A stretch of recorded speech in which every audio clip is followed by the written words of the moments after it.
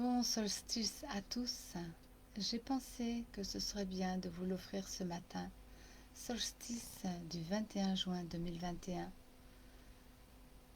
de façon à pouvoir vous permettre de vivre cette journée, solstice du 21 juin 2021, d'une manière plus intérieure, plus élevée, plus spirituelle, parce que je suis canal messager thérapeute et que je reçois chaque matin, chaque nuit, des messages à redonner.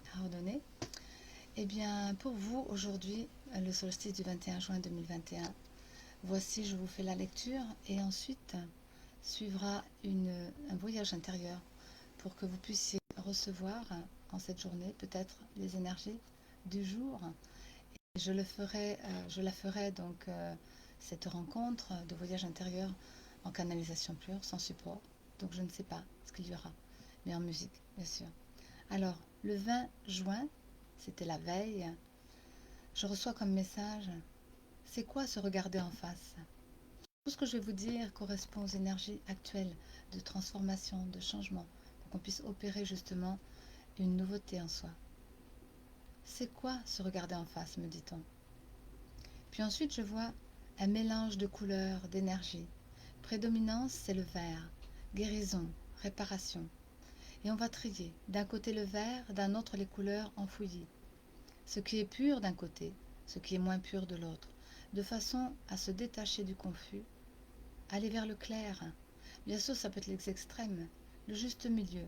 On voit mieux quand on y met de l'ordre dans ce désordre. Quand tout est mélangé, on ne voit rien.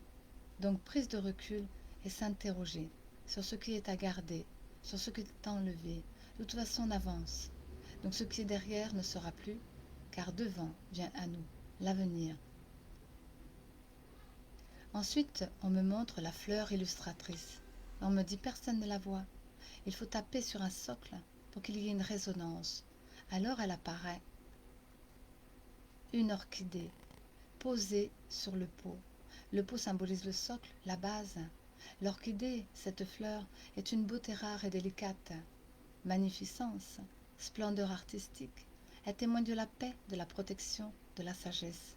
Tout cela est ce que nous sommes intérieurement.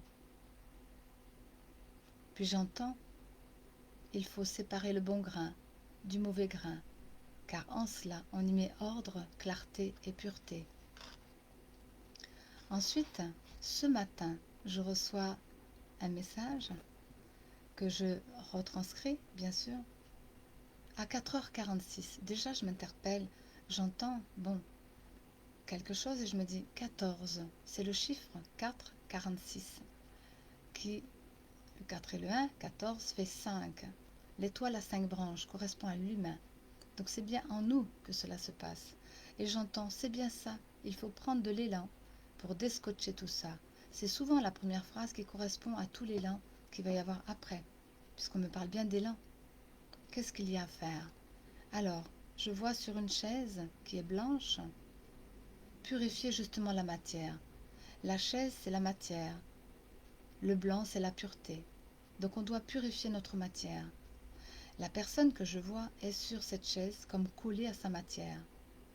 Donc pour la décrocher, elle doit donner un élan, comme une vieille personne qui sommeille.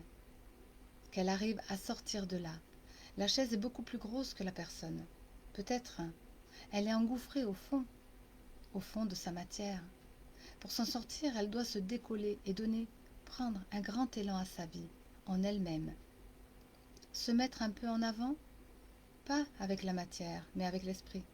On peut se faire aider, bien sûr, s'il le faut pour s'en sortir. Et j'entends, c'est une marque de sagesse. La question est posée, quelle est la volonté pour pouvoir s'en sortir?